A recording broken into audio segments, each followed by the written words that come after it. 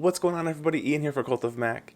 And now that the summer is nearing an end and we are getting closer and closer to the official release of iOS 13, I thought we should dive into one of the more functional, more useful, and more kind of surprising changes in iOS 13, reminders.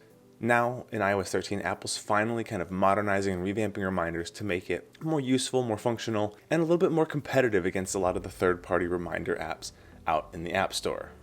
From a visual standpoint, the new Reminders app is split into two sections. Up at the top, you have your quick filtering groups, which include things like today, so it's any task that's due today, scheduled, which is all your upcoming tasks that have a due date or a reminder date on them, a section for all tasks, so it's every task across all your lists, and a new tab for flagged tasks, which we'll get into in just a second.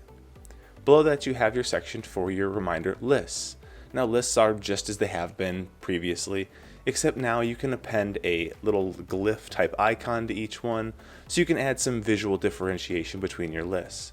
Lists can also now be grouped into little sections or folder type things to allow you to quickly say these are my home tasks, these are my work tasks, these are my personal things or my business things, so that you can have different context depending on what it is you're working on. Now, I find this really handy because I don't like to have my work tasks and my home tasks all mixed together, but I do like to use a single unified task manager for all of those things, so I'm always going to the same place no matter what task or project I'm working on. Inside each of the lists are your reminders, just as they always have been, with a few minor changes. Now, when creating a reminder, you can append things like notes, URLs, or images far more easily and far more conveniently than you could before. Things that used to require Siri to activate certain features can now just be added in text as you're creating your reminders. Additionally, there is that flagged option, which flagging basically allows you to indicate that something is important enough that you need to work on it right now, or maybe it's something that you need to keep seeing in your reminders list, but it doesn't have a specific due date, so it's something that you're constantly kind of seeing there as a thing to work on.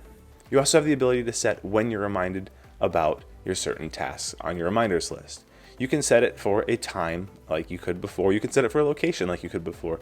But now on iOS 13, Apple has also added the option to be reminded about something when you're messaging someone. Now, this is pretty cool because if you have something that you want to work on or need to ask someone about at a certain time, when you open up your iMessage app and you start texting with them, you'll get a notification banner at the top that says, hey, don't forget to remind this person about this thing, or don't forget to do this thing while you're talking to this person, so that you don't forget when you start talking to that person. Another new option of reminders in iOS 13 is the ability to have subtasks. Now, subtasks are great if you're working on, a multi-step project where it's, I need to do this thing, but to do this thing, I have to do these 5 things. You can now create subtasks within each reminder in one of 2 ways. One, create the top level reminder, and then within the details screen of that reminder, you can insert subtasks, or you can create several tasks all in a single reminders list, and then use the indent feature, which is swiping from left to right, to actually indent them underneath the previous task, which allows you to collapse the entire stack when you're not working on it, but expand it out and view those individual subtasks when you need to.